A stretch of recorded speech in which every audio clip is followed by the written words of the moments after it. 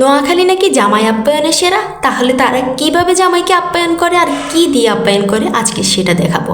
তাদের মধ্যে সবচেয়ে জনপ্রিয় পিঠাটা হচ্ছে এই পিঠাটা, যেটা না দিলে তাদের কোনো আপ্যায়নে শূন্য হয়ে যায়। তো তার জন্য আমি আজকে সহজভাবে তারা কিভাবে ঘরোয়া পদ্ধতিতে তৈরি করে সেটা আজকে দেখাবো। তো তার জন্য একটা নারকেলকে কুড়িয়ে সুন্দর করে নিয়ে তারপর একটা প্যানে দিয়ে দিলাম, তারপর উপর দিয়ে দিলাম আমি 1 বাটির মতো চিনি। চিনিটা কিন্তু আপনারা আপনাদের পরিমাণ অনুযায়ী দিবেন।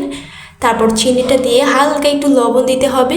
তারপর দিয়ে তেজপাতা, দারচিনি, এলাচ 3 থেকে 4টা করে এগুলো সব কিছু দিয়ে দিবেন যাতে একটু স্মেলটা ভালো আসে। তারপর সব কিছু দিয়ে এভাবে মিডিয়াম আছে কিন্তু আমাকে অনেকক্ষণ পর্যন্ত নাড়তে হবে। এখানে একটু পানিও অ্যাড করবেন না, তাহলে কিন্তু পানিটা বের হয়ে নারিকেলটা একদম কিন্তু অন্যরকম বাজে হয়ে যাবে। তবে নাড়তে নাড়তে দেখবেন যে অন্য একটা আলাদা একটা কালার চলে এসেছে। তো আর একটু নাড়বেন, তাহলে কিন্তু একটা একদম ঝরঝরে ভাব চলে আসবে, দেখতে পাচ্ছেন। এটা কিন্তু কোনোভাবেই আপনারা পানি অ্যাড করবেন না, তাহলে কিন্তু আপনাদের নারিকেলটা ঝুরঝুরে আর হবে না। সবগুলো নারিকেল কিন্তু আমি অনেকক্ষণ পর্যন্ত এভাবে মিডিয়াম আছে কিন্তু নারিকেলটা এভাবে রেখেছি।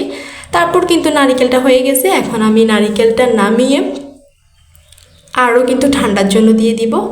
তারপর এখানে কিন্তু আমি রুটির কাই, যেটা রুটির ডো করে নিয়েছি।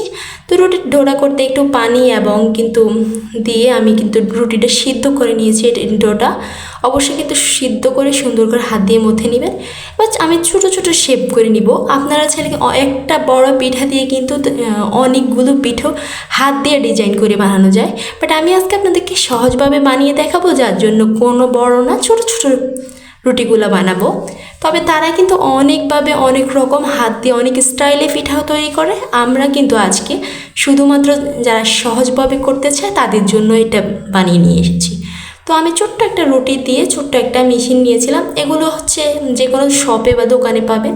এগুলো দিয়ে একটু ভিতরে নারকেলের পুর দিয়ে দিব। তারপর আরেকটা পাশ খালি রেখে একটু চাপ দিয়ে দিব। তো চাপ দিয়ে দিলেই কিন্তু আমার পিঠাটা রেডি। এবার চারপাশে যে বাকি অংশগুলো আছে সেগুলো আমি নিয়ে নিব। তো দেখতেই পাচ্ছেন কত সুন্দর এখানে। এবার দেখছেন ফাইনাল লুকটা, মানে হচ্ছে এত সুন্দর পুলকো পুলকো, ভিতরে নারিকেল আর উপর দিয়ে এরকম। তো এটাকে আমি একটা হাত দিয়ে, যারা এই মেশিনগুলো নেই তাদের জন্য হাত দিয়ে বানিয়ে দিয়ে খাচ্ছি। মাঝখান দিয়ে ভেঙে একটা সাইড রেখে তারপর আঙ্গুলের সাহায্যে সুন্দর করে শেপ দিয়ে দিবেন।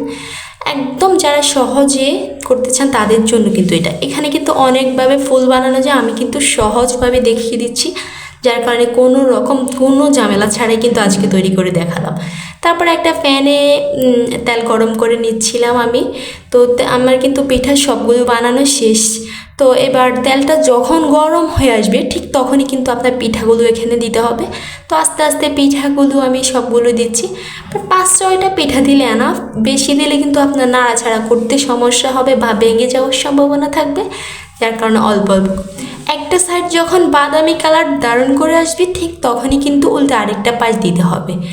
সো এর আগে কিন্তু নাড়াচাড়া একদমই করবেন না, তাহলে কিন্তু নারিকেলটা বের হয়ে আসার সম্ভাবনা থাকবে।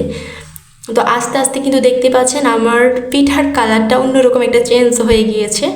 তো যখন বেশি আবার ভাজা যাবে না, তাহলে কিন্তু পোড়া পোড়া একটা মজা লাগবে না। তো অল্প, মানে খুব সহজে কিন্তু যারা আপ্যায়ন করতেছেন তাদের জন্য কিন্তু এই রেসিপিটা। তো এই তো এত বেশি মজা, কামড় দিলে এত বেশি মজা লাগবে, আপনারা ট্রাই করেন।